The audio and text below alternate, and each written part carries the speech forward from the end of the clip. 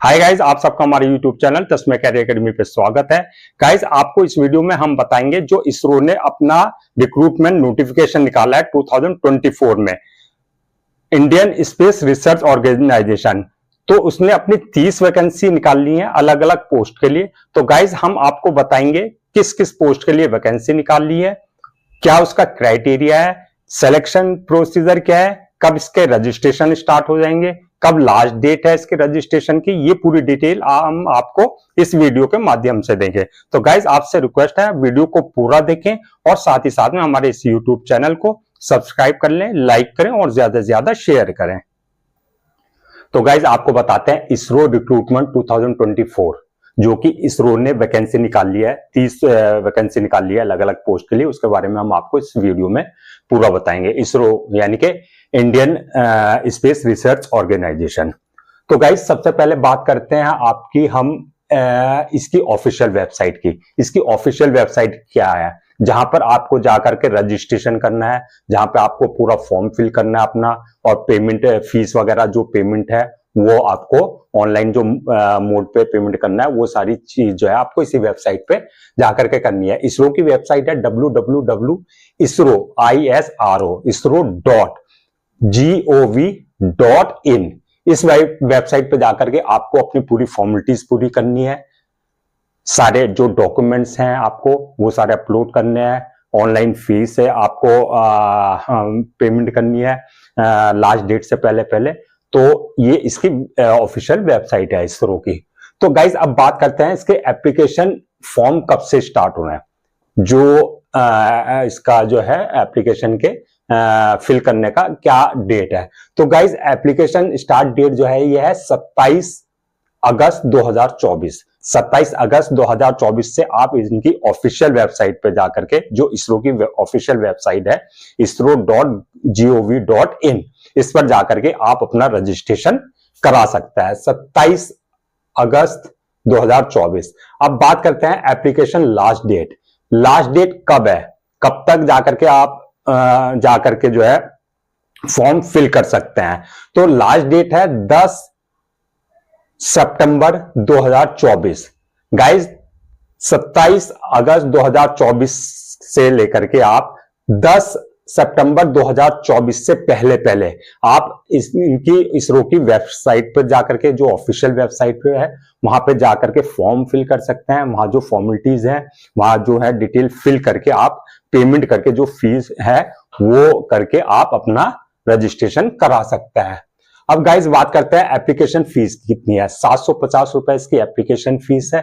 और जो कैटेगरीज हैं जैसे SC ST OBC और हैंडीकैप्ड, उनके लिए सबके लिए थोड़ा सा डिस्काउंट रखा गया है। वो आप जाकर के ऑफिशियल वेबसाइट पे देख सकते हैं कि इसके लिए कितनी फीस रखी गई है। Fees payment mode absolutely online है, सारी फॉर्मेलिटीज ऑनलाइन होनी है, चाहे वो आपका फॉर्म फिल से लेकर के और आपके एंड रिजल्ट तक सारा ऑनलाइन प्रोसेस है।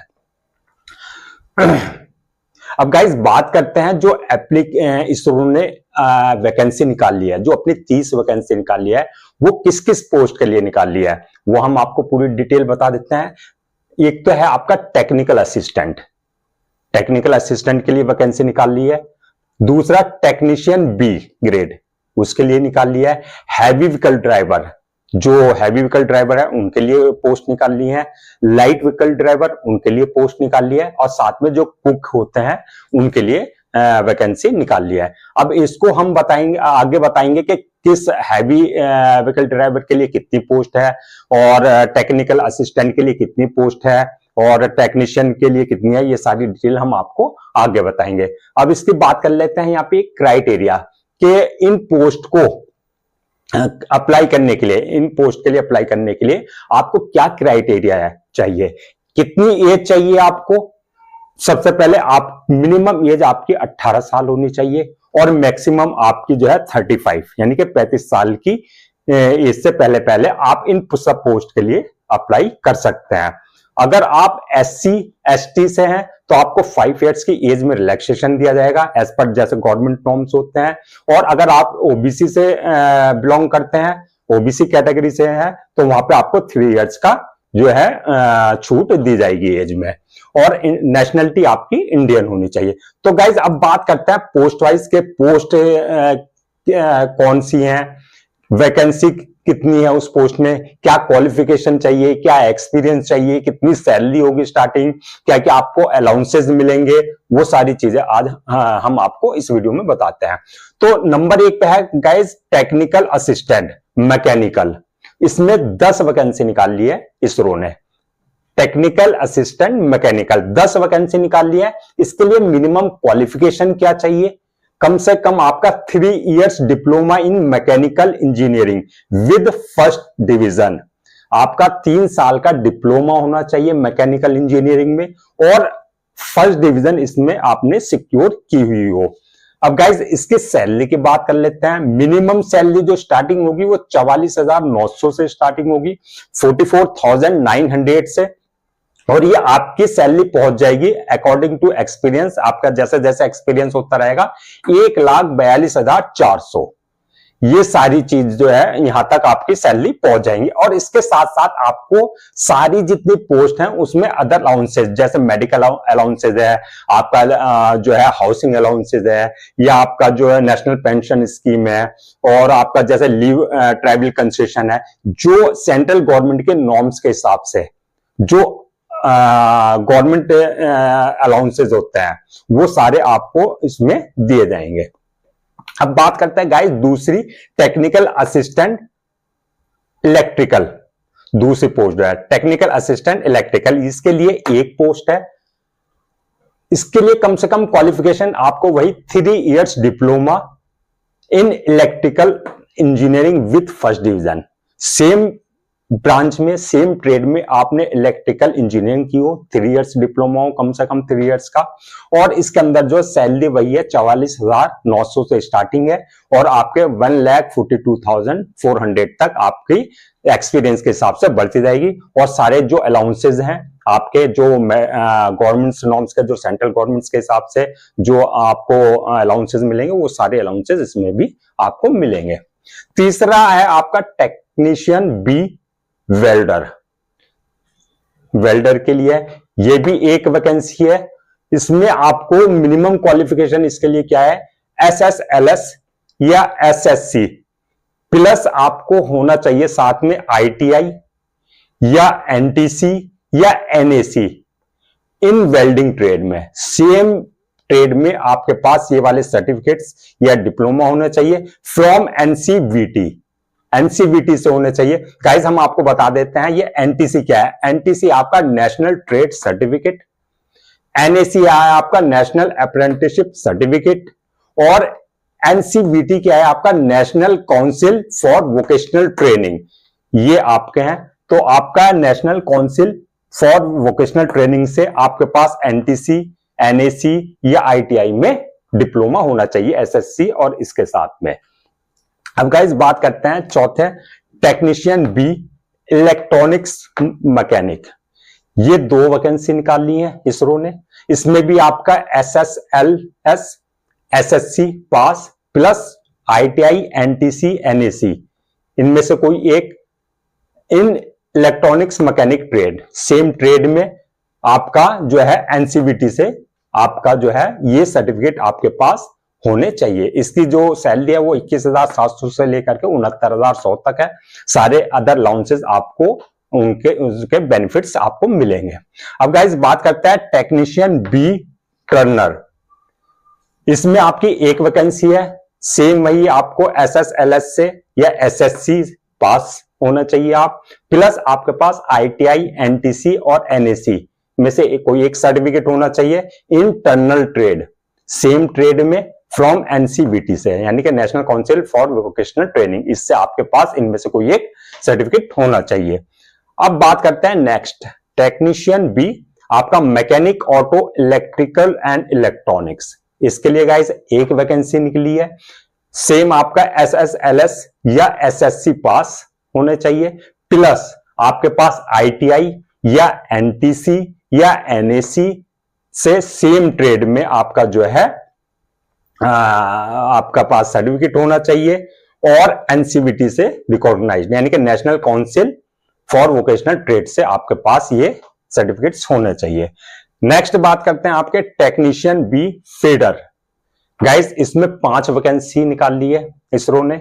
इसमें भी SSLS या SSC पास होने चाहिए, प्लस ITI NTC NAC से आपका जो है इसमें फीडर में यानी कि सेम ट्रेड में आपके पास जो है आपके पास सर्टिफिकेट होना चाहिए। इसकी सैलरी भी आपकी 21,700 से 69,100 के बीच में, और ये सारे अलाउंसेस आपके जो नॉर्म्स के हिसाब से हैं वो सारे बेनिफिट्स आपको मिलेंगे। अब गाइस बात करते हैं आगे टेक्नीशियन बी आपका मैकेनिस्ट। इसमें 1 वैकेंसी है, वही आपका SSLS से या SSC पास होने चाहिए, प्लस आपका ITI NTC NAC से आपका जो है मैकेनिस्ट में आपका जो है ट्रेड में आपके पास ये सर्टिफिकेट्स होने चाहिए, और सैलरी इसमें 21,700 69,100 के बीच में आपको जो है सैलरी इसमें रहेगी। अब गाइस बात करते हैं नाउ आपका heavy vehicle driver. Guys heavy vehicle driver में आपकी 5 वैकेंसी है। इसके लिए मिनिमम क्या क्वालिफिकेशन होना चाहिए, क्या क्राइटेरिया है, इसमें कम से कम आपके पास SSLS या SSC या 10th पास आपके पास होना चाहिए।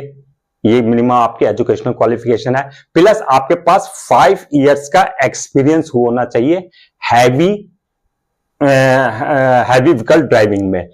5 इयर्स का आपके पास एज ए ड्राइवर आपने काम किया हो, उसमें से 3 इयर्स का आपके पास हैवी व्हीकल में आपने ड्राइविंग की हो, और 2 इयर्स में आपका जो है लाइट व्हीकल में आपने को एक्सपीरियंस रहा हो।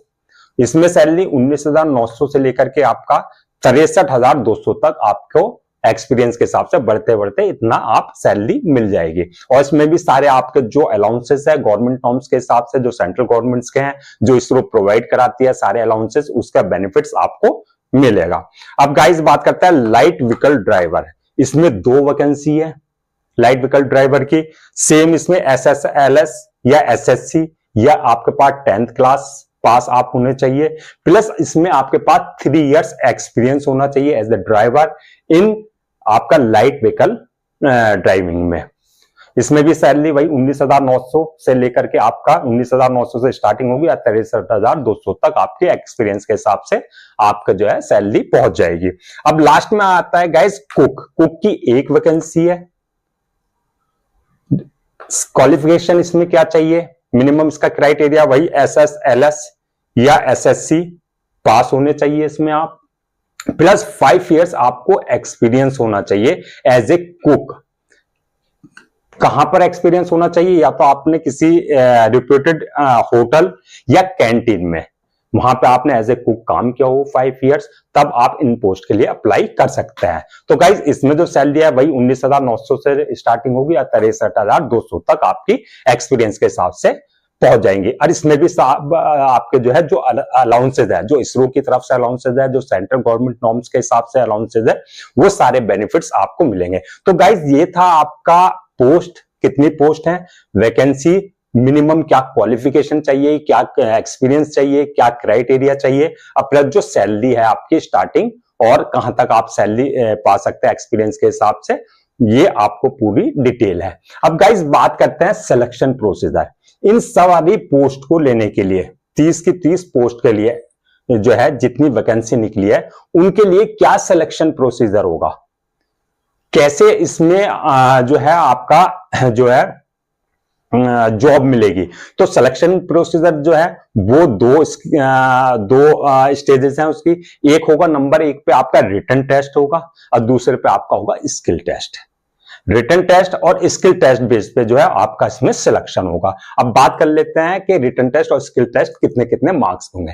गाइस रिटन टेस्ट जो होगा आपका 80 उसमें मल्टीपल क्वेश्चंस होंगे, आपके 80 क्वेश्चंस होंगे, मल्टीपल चॉइस वाले क्वेश्चन होंगे और 90 मिनट का आपका टाइम होगा उनको सॉल्व करने का। 90 मिनट ड्यूरेशन होगा, टाइम होगा और 80 क्वेश्चन होंगे मल्टीपल चॉइस वाले, और निगेटिव मार्किंग उसके अंदर होगी। अगर आपने गलत किया है तो उसकी निगेटिव गलत आंसर दिया है तो उसकी में निगेटिव मार्किंग आपकी इसमें होती है। अब गाइस बात करता है स्किल टेस्ट। स्किल टेस्ट क्या है गाइस, जो आपने रिटर्न दिया है, ये वाला जो रिटर्न दिया है आपने, उस बेसिस पे आप स्किल टेस्ट के लिए आपको कॉल की जाएगी। आपकी टोटल लगा करके जो रिटन टेस्ट है उसकी परफॉर्मेंस के हिसाब से आपको जो है स्किल टेस्ट के लिए बुलाया जाएगा। अब जो है स्किल टेस्ट के लिए जो बुलाया जाएगा, जो शॉर्ट लिस्टेड किए जाएंगे गाइज, एक चीज है कि जो आपका स्किल टेस्ट है जितने भी मार्क्स का होगा उनमें से किसी भी नंबर में जो आपने नंबर आपने ऑब्टेन करेंगे जो स्किल टेस्ट में, वो फाइनल सिलेक्शन में ऐड नहीं होंगे। आपका जो प्योरली सिलेक्शन होगा वो सिर्फ रिटन टेस्ट बेसिस पे, जो आपने रिटन में अपने मार्क्स ऑब्टेन किए हैं उस बेसिस पे आपका जो है सिलेक्शन होगा।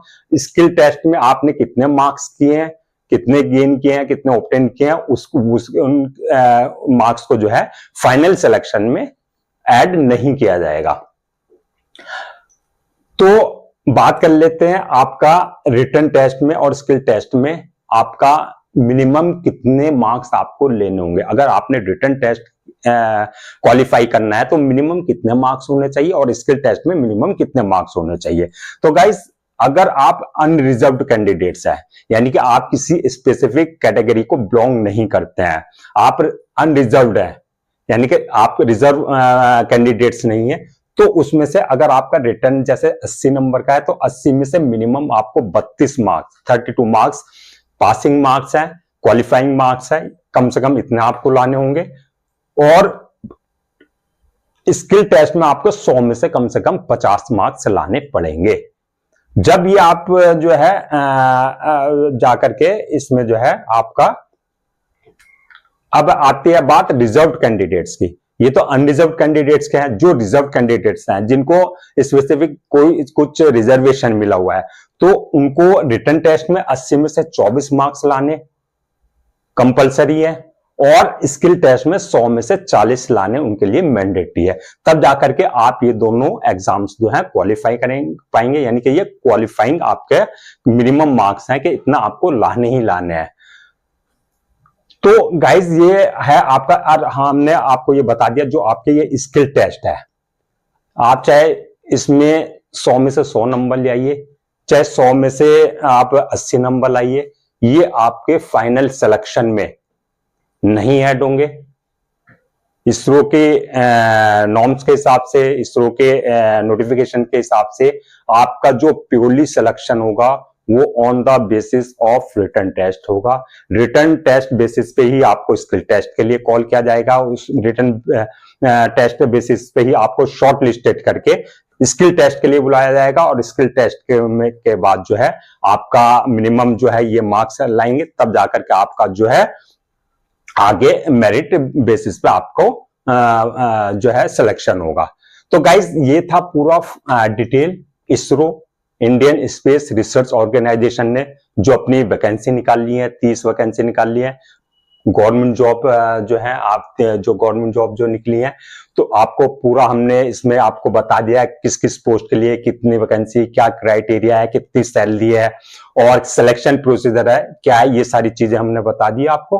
गाइज इसमें एक दो तीन चीजें और बता देता हूं मैं आपको जो इंपॉर्टेंट है कि गाइज जो आप फॉर्म फिल करेंगे, जो आपने इसरो की ऑफिशियल वेबसाइट पे जाकर के जो हमने बताई है isro.gov.in, इस पे जाकर के जब आप अपनी फॉर्म को फिल करेंगे तो गाइज उसमें जो आपकी ईमेल आईडी होगी वो आपको इंपॉर्टेंट है देना बहुत ज्यादा, क्योंकि इसरो जो भी आपको इंटीमेट करेगा, आपको चाहे वो रिटन टेस्ट के बारे में बताएं, चाहे आपको स्किल टेस्ट के बारे में बताएं, चाहे आपके फाइनल सिलेक्शन के बारे में बताएं, या आपको इस एग्जाम से रिलेटेड कोई भी अगर इंफॉर्मेशन देनी है तो गाइज वो आपके ईमेल आईडी पर ही जो है मेल किया जाएगा आपको। तो इसलिए गाइज आपसे जो है रिक्वेस्ट है कि आप जब भी फॉर्म फिल करें ऑनलाइन जाकर के इनकी ऑफिशियल वेबसाइट पे जाकर के एक चीज बिल्कुल सही भरें और खास तौर से जो ईमेल आईडी है उसको बिल्कुल सही भरें, क्योंकि जितने भी इंटीमेशन होंगे, जितने भी इंफॉर्मेशन होगी वो इसरो ऑफिशियल जो है वो सीधे आपके मेल ईमेल आईडी पे ही आपको सारे नोटिफिकेशंस और इंफॉर्मेशन देगा। दूसरी बात, अगर आप जो फॉर्म फिल करते हैं ऑनलाइन जाकर के इनकी वेबसाइट पे, अगर कोई फॉर्म इनकम्प्लीट हुआ या फोटो नहीं लगा हुआ, या आपने फी प्रॉपर पेमेंट नहीं की, फीस नहीं दी, पेमेंट प्रॉपर नहीं किया, या फिर आपने कोई डॉक्यूमेंट जो उन्होंने अपलोड करने के लिए मांगा है वो प्रॉपर अपलोड नहीं किया, तो वो सारा जो है आपका इनकम्प्लीट फॉर्म माना जाएगा, इनकम्प्लीट एप्लीकेशन मानी जाएगी, तो वो फॉर्म आपका जो है रिजेक्ट कर दिया जाएगा। तो गाइज एक बार फिर मैं आपको कहना चाहूंगा, जो इनकी ऑफिशियल वेबसाइट है www.isro.gov.in, isro.gov.in पर जाकर के आप फाइनल डेट 10 सितंबर 2024 से पहले जाकर के अपनी सारी फॉर्मेलिटीज, जितने भी आपका जो डॉक्यूमेंट्स हैं, जो भी आपकी फीस वगैरह है, जाकर के सारी फॉर्मेलिटीज आप फुलफिल कर लें, ताकि आपको और ईमेल आईडी आप प्रॉपर दें, ताकि जितने भी आपके इंटीमेशंस हैं और इसरो ऑफिशियल की तरफ से वो आपको इंटीमेट करते रहें प्रॉपर, और आप जो है इसको जो है जॉब मिल सके आपको प्रॉपर, आपको जो है इसमें सिलेक्शन आपको, हम आई होप आपको सारी चीजें समझ में आ गई होगी। अगर और आप डेप्थ में जाना चाहते हैं तो इनकी ऑफिशियल वेबसाइट पे जाकर के आप नोटिफिकेशन देखें इनका, वहां आपको पूरी डिटेल मिल जाएगी। और गाइस आप को मैं बेस्ट ऑफ लक आपका इस एग्जाम के लिए। आप अच्छे से मेहनत कीजिए, अच्छे से तैयारी कीजिए, एक स्ट्रेटजी के साथ तैयारी कीजिए, प्लानिंग के साथ तैयारी कीजिए, तो आपका फाइनल सिलेक्शन होगा। All the best for your exam.